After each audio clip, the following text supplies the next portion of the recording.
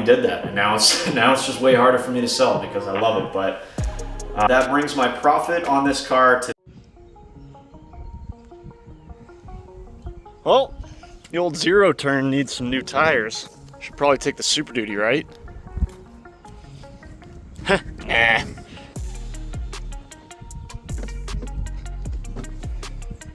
Is that gonna blow out the glass?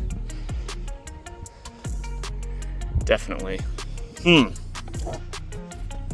No way I'm putting the T-tops on.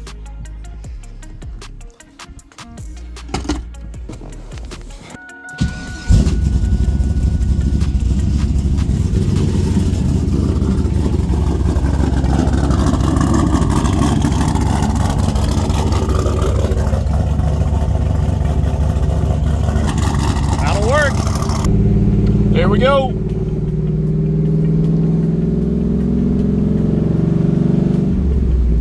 Oh, this new Hirsch shifter. Finally got a chance to drive this thing. Feels butter. Oh, feels so good. So much better than that weird C6 thing we had going on. Welcome back to another Trans Am video. I actually just finished recording the last one. It's a beautiful Saturday. Just doing some random stuff around the house, including getting some new lawnmower tires mounted on my old lawnmower. I actually just picked up a walker mower. It's like a commercial mower. New to me anyways. So I'm just detailing the old one for resale. New tires, washed it, stuff like that. Any of you guys have walker mowers, let me know. I love it so far. But it's a beautiful day to have the T-tops off. This thing looks absolutely insane. I'm running to the tire shop right now so they can swap over these tires for me. Maybe grab a couple beers for later because it's a beautiful day.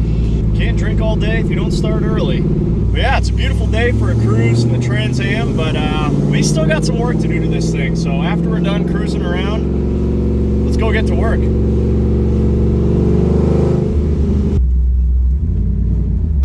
Also, update on the CD player. This CD was not Boston, unfortunately. It was Aerosmith. Not nearly as good as Boston, but we'll take it.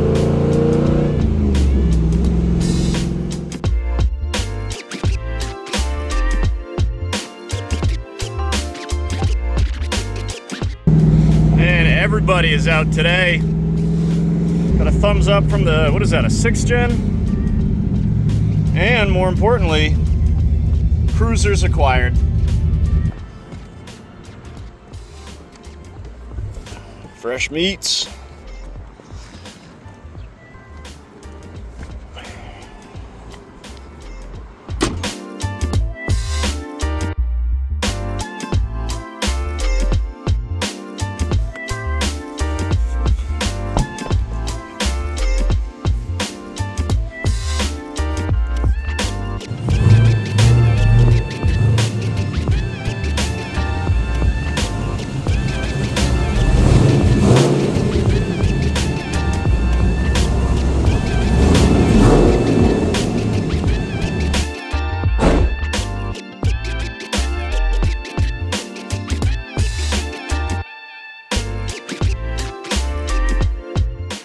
Exterior, done. Looking sick. Interior, done. Perfect. Mechanicals, pretty much done. Cams, bolt-on LS, making 420 horsepower to the rear wheels.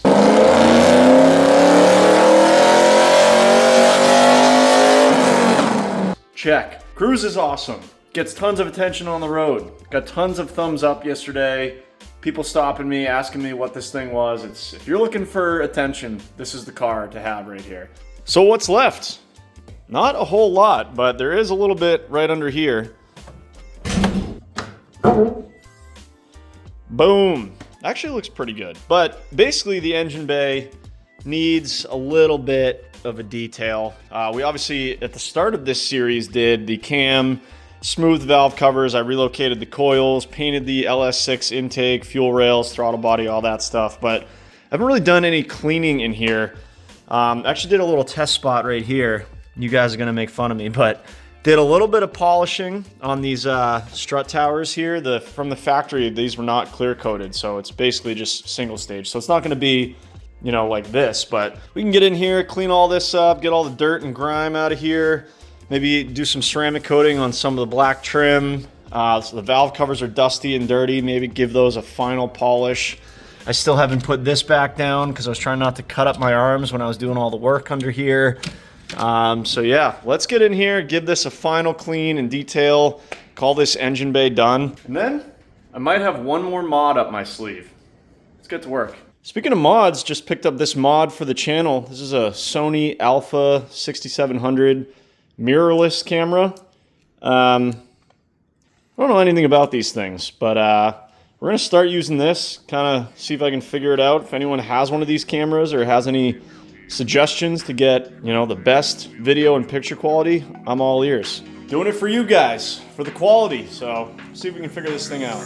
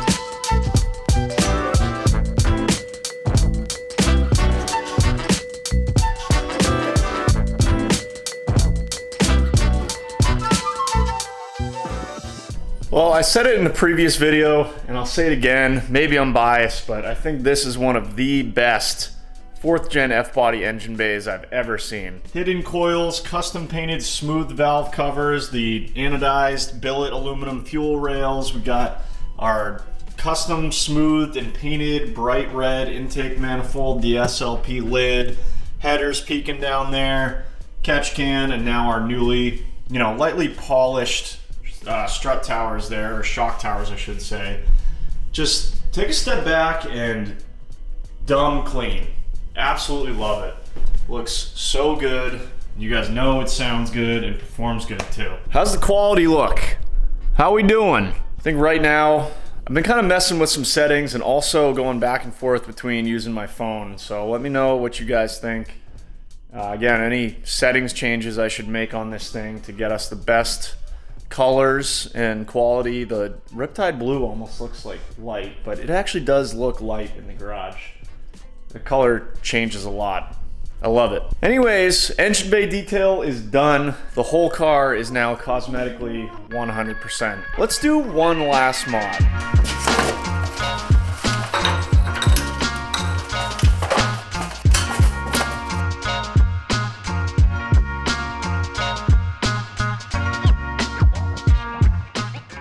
Yep, time to do some two-stepping. This, of course, is from my friends over at Holley. They sent me a whole bunch of stuff for this car, and this is the last thing I have, the two-step. I've got a two-step on my twin-turbo C6 Z06.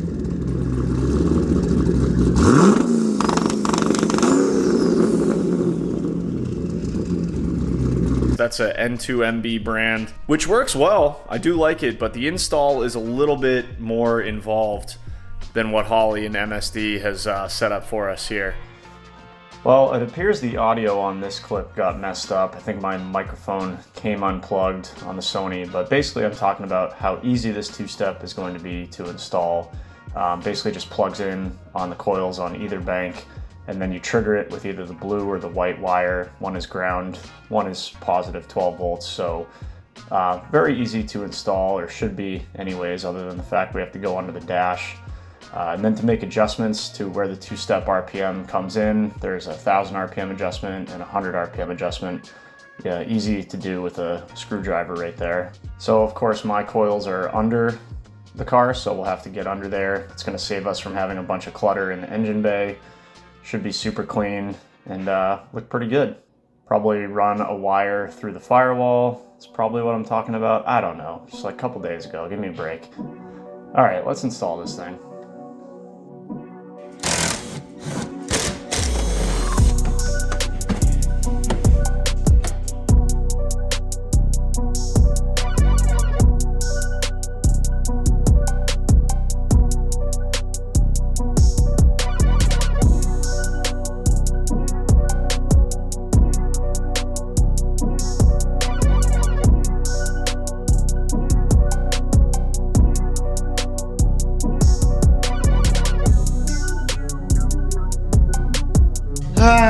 My arch nemesis, under the dash.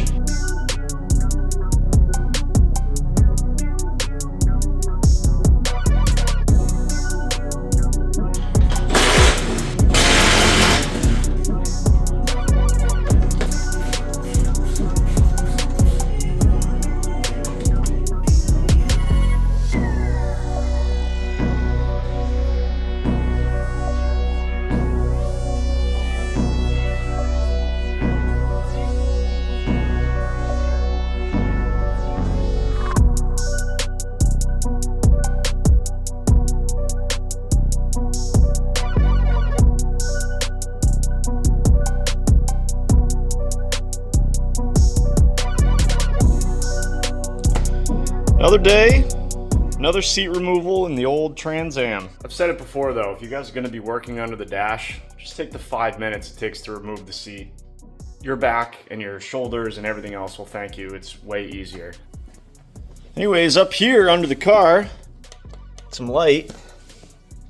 Got it installed. Just gotta clean up the lines there, but as I mentioned, super easy. Just plug it in on both sides to both coil banks and you're done. The hard part, or at least in this case, in my case, the hard part is getting that trigger wire or the signal wire to tell the two-step when to activate. And I've done two-steps on multiple different vehicles at this point. Most of them, you're gonna get the clutch position switch, and that's what we've done in this case here.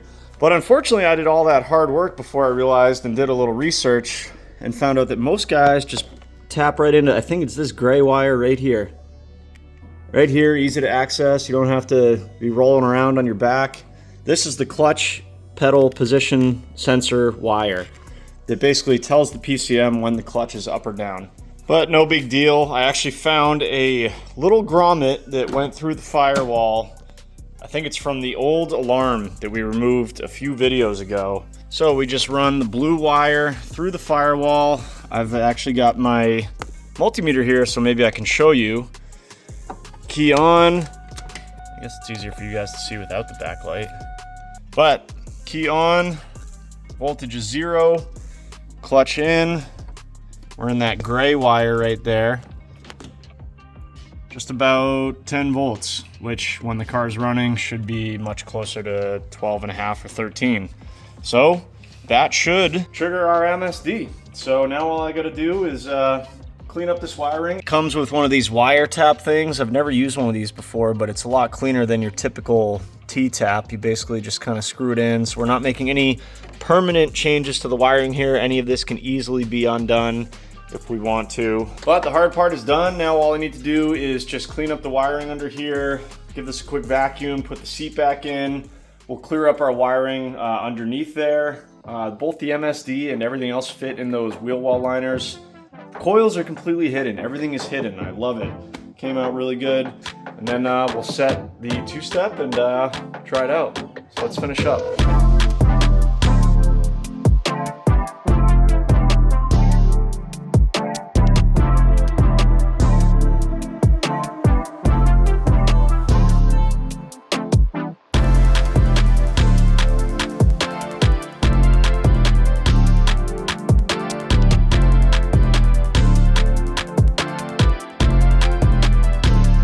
Also, check out my trick hiding spot for this two-step. Here's your, I don't even know what this factory module is, but it's right next to the coils, which I hid up there. Found this stud right here. Boom. Grabbed that extra 10 mil bolt I had laying around. This thing's gonna fit right here. We can make our adjustments to the two-step. Here's your 1000 RPM range and then your 100 RPM. Right now I have it set to, I think, 2000, and should be pretty easy to come down here and make changes and also keep this set up completely hidden. There's no two-step on this thing. I don't know what you're talking about. Clean and hidden, just the way we like it around here. Quick test before we put everything back together.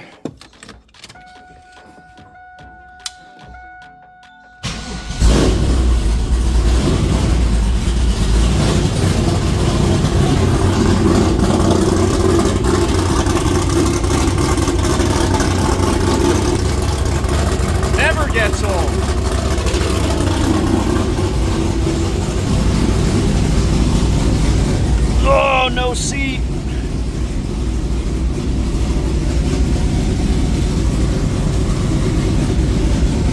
All right, clutch in. Bring it up to 2000, it should be.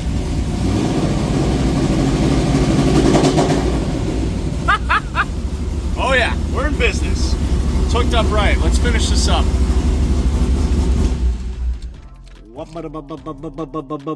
A two-step, a two-step. Who does that song? And mid-2000s, peak hip-hop. All right, let's finish up.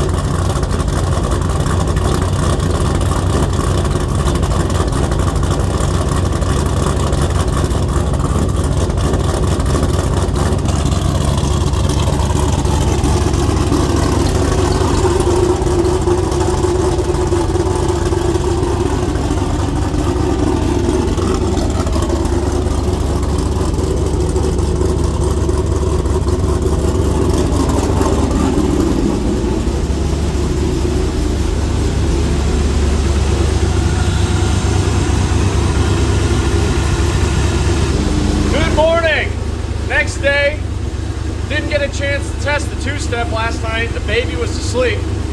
Did not want to risk waking him up. So I buttoned everything up last night. We're ready to go. Nice clean install.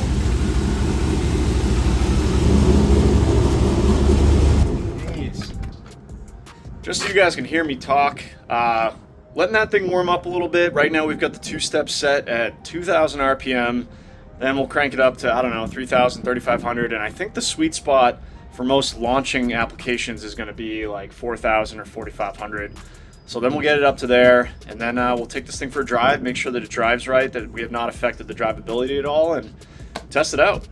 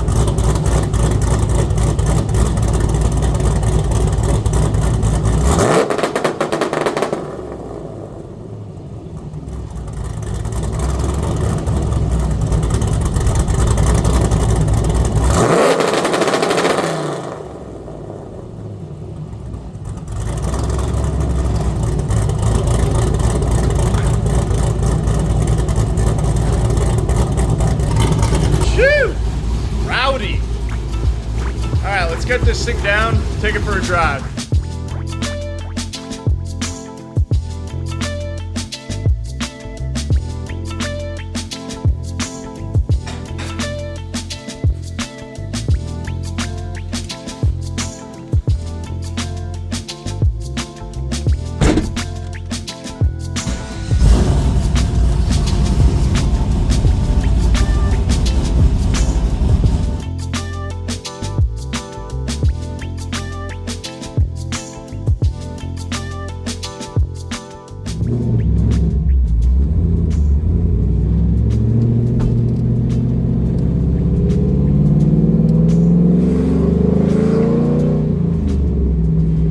Another perfect day for a cruise. Never want to put these T-tops back on. Make T-tops great again. Let's bring these back.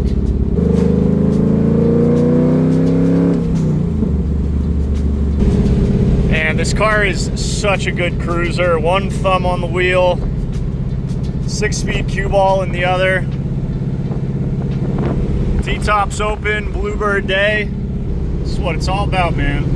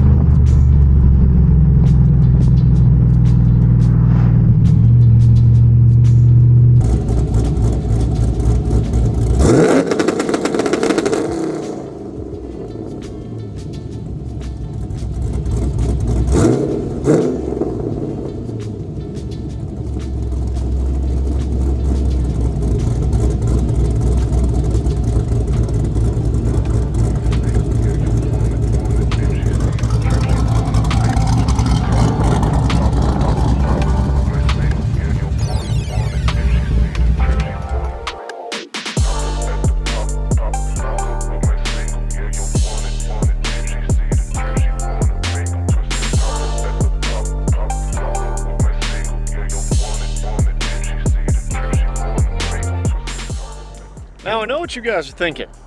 You know, space like this, in a car like this, with a two-step that you just installed, where are the 4,500 RPM clutch dumps? Where are the burnouts? Where are the donuts?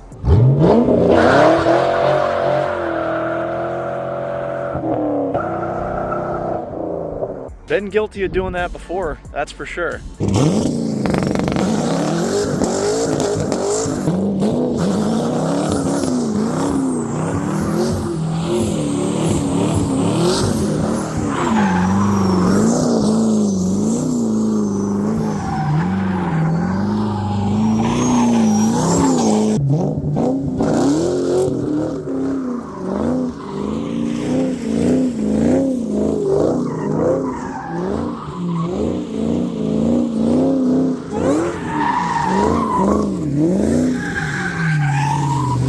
Well, the reason I really don't want to beat on this car too much is technically it's not mine anymore. Yes, as a lot of you probably saw coming, and as you know, I probably said at the beginning of this whole series, I never intended for this car to be a keeper for me.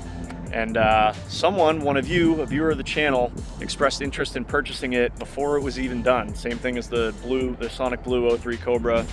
Reached out and said, hey, let me know, what you want for it when it's done, and I'm your buyer. So earlier this week, reached out, told them it was pretty much done, and that was a done deal. So as of yesterday, this car is sold, and I believe it's going to Texas. So our days with this thing are limited, and I just don't feel comfortable beating on someone else's car.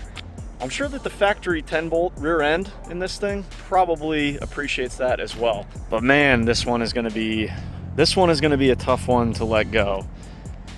I have always said if I'm going to own a 4th gen WS6, it's obviously going to be a 98 to 02, and it would either be red or black, and I think that red would be the top one. So this is basically the WS6 that I would own, which begs the question, well, why don't you just keep it?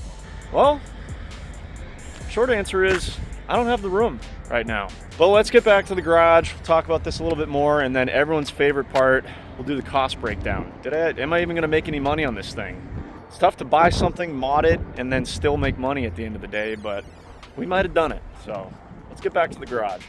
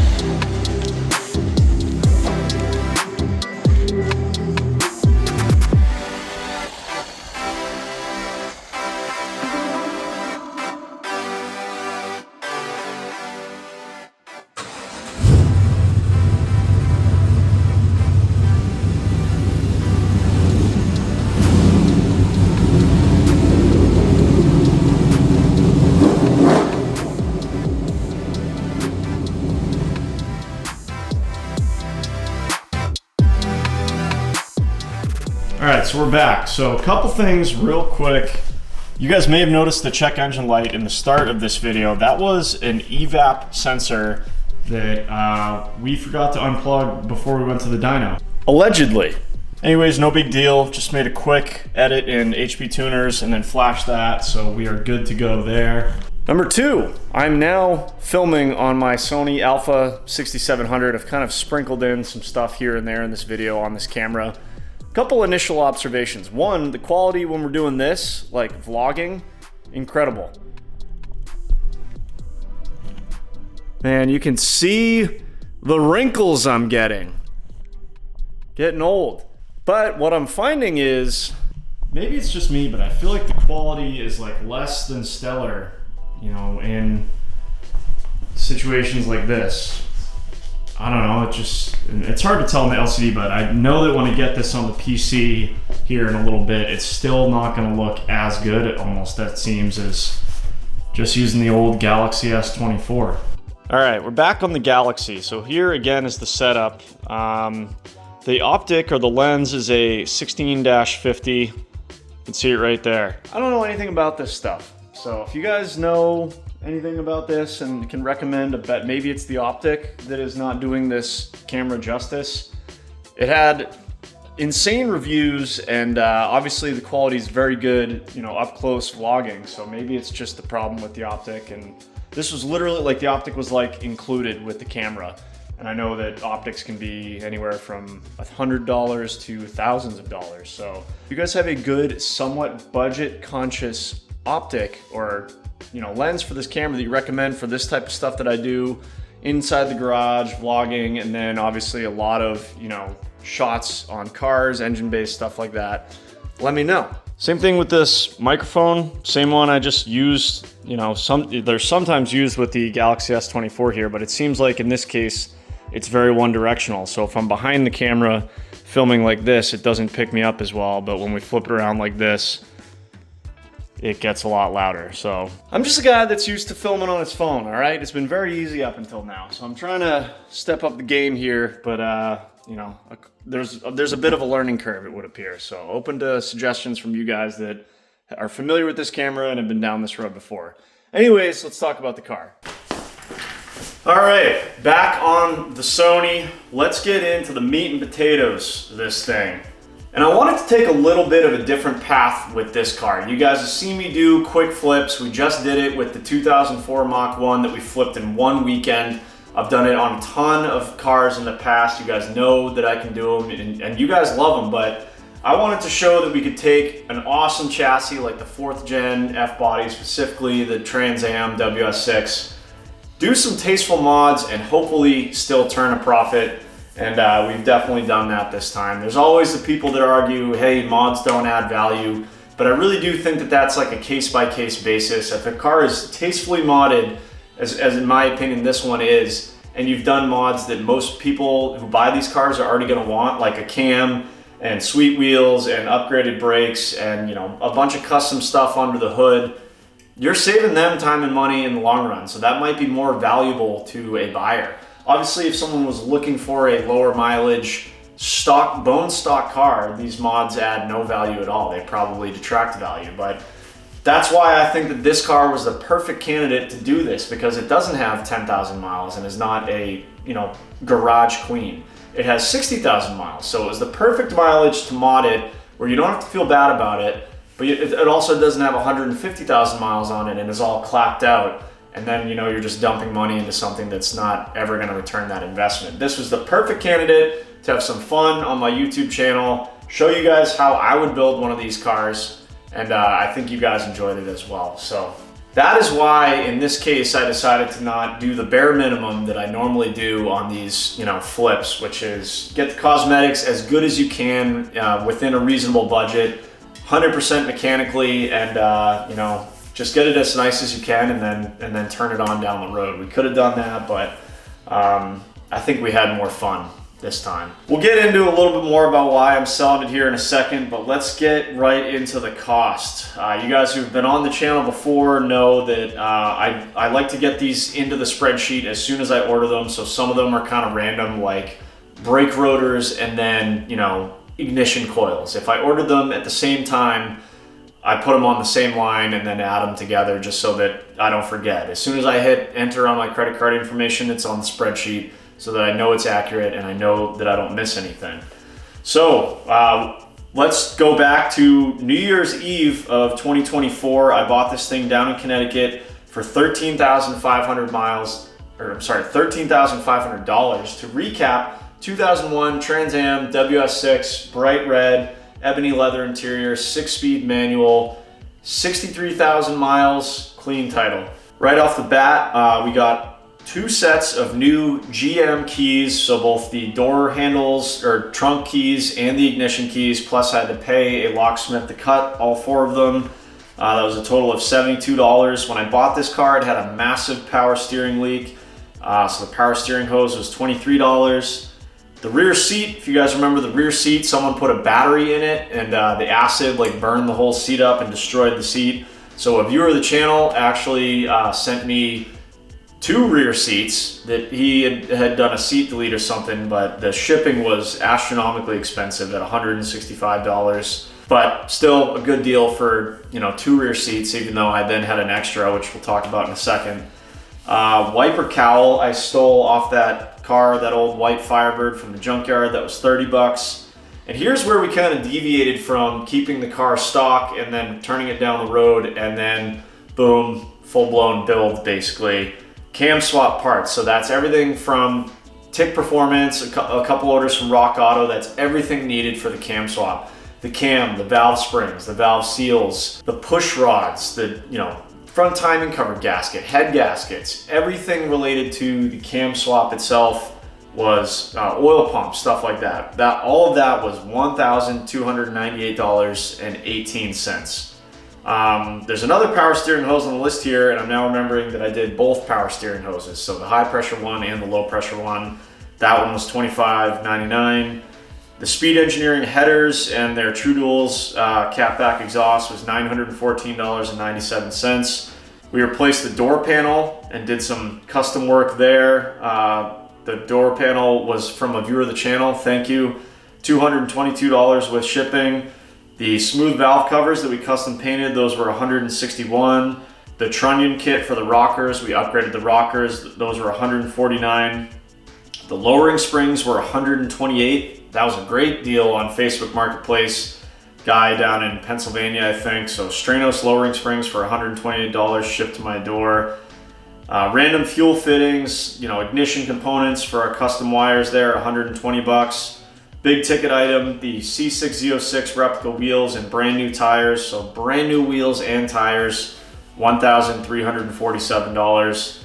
The ABS module, this car had had an ABS light, would not communicate with the module when I got it, kind of a common issue. Scored an ABS module, I think on Facebook for 100 bucks. Random stuff, like all the badges that I bought for this car, the custom floor mats, that clutch pedal cover, $206. The rear bump stops that were completely destroyed, replaced those with some polyurethane ones, those are $39. Bumper paint the first time was $600. Bumper paint the second time, I got a pint of the bright red finish here, was like $91 or $92. I used less than half of it, and the clear coat, I have a gallon that I've been trying to use forever. So I estimated the cost for me to paint this a second time. Obviously it took a long time, but actual dollars invested was about 50 bucks. The last item on here I have kind of with italics next to it, because that is all the stuff that the team over at Holley helped me out with on this build. The team at Holley made this build. All the parts they provided, the Sniper throttle body, the beautiful Sniper fuel rails, all of the MSD ignition components, that two-step that we just installed, the bare brakes, there's so much that they provided for this build that really brought this thing, you know, to the level that it's at now. Everything from engine components, suspension to brakes, they have everything, not only for this chassis but everything else. So be sure to check them out. The link for all these parts that I used on this build is going to be in the description.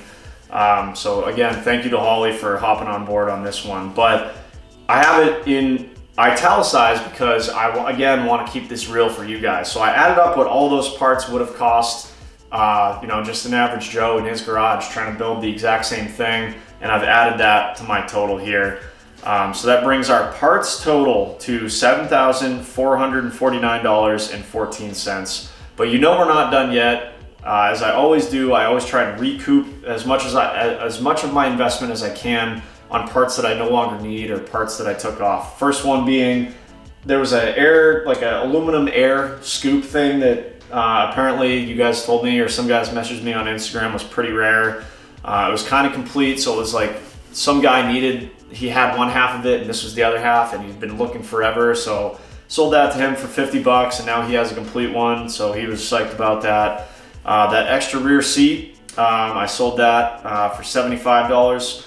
By the way, all these prices that I'm giving you for stuff that I sold, that's including shipping or after shipping. So this is the net dollar in my pocket after I've successfully sold and shipped these things on eBay or Facebook or wherever I sold them. Yeah, so rear seat was $75. I sold that BBK throttle body that was on this thing for $155. Viewer of the channel drove up and bought the SLP catback that was on this car when I bought it for $250. I allegedly sold some of the emissions components that would have been in the exhaust from the factory for $200. The factory WS6 wheels and tires, the tires were in great shape, almost new, but the wheels were just not great. They needed to be refinished, but they're still in pretty high demand. And some kid came up from Rhode Island, no, Connecticut maybe, I don't remember, South Shore, Mass. $750 factory wheels and tires. Sold the ABS module as a core on eBay for $90, which is almost the same price as I paid for a good one. Factory LS1 injectors, I sold for $90. And then the B&M shifter that was in this thing that we replaced with that beautiful Hurst shifter from Holley, I sold for $170. So that is a total of $1,980 in parts sold or money recouped. So if we subtract that from our parts total and then add that sum to our initial purchase price of $13,500, we get a total investment in this car of $18,969.14. So the only question left is, what did you sell it for? Which will tell us exactly how much I made. And the sale price on this car was $28,500. The viewer that reached out said, hey, what do you want for the car? I told him that's what I want. He agreed to the price, and I think it's worth every penny. I've been following the market on these cars for 15 years, and I've been looking, especially since I bought this one, and there's really not a lot out there like this. With the lower mileage, tasteful mods like this, guys want all the money for them, and more power to them. They're hard to find. And this is why it's going to kill me to sell this thing, is that once you sell this, it's hard to find another one that's as nice as this. There's plenty of them out there with 200,000 miles that are clapped out for $5,000 or whatever. There's a bunch of them, but this is the weird one that's not 15,000 miles or 10,000 miles for 40 or 45 grand. It's mid mileage with some tasteful mods, priced at 28, high 20s is a great deal for this car. There's nothing else on the road like it. Like I started this video, I took it out on a beautiful Saturday. Everyone was looking at this thing. Looks good, sounds good, it's fast, it's everything you need. T-tops, what else do you want?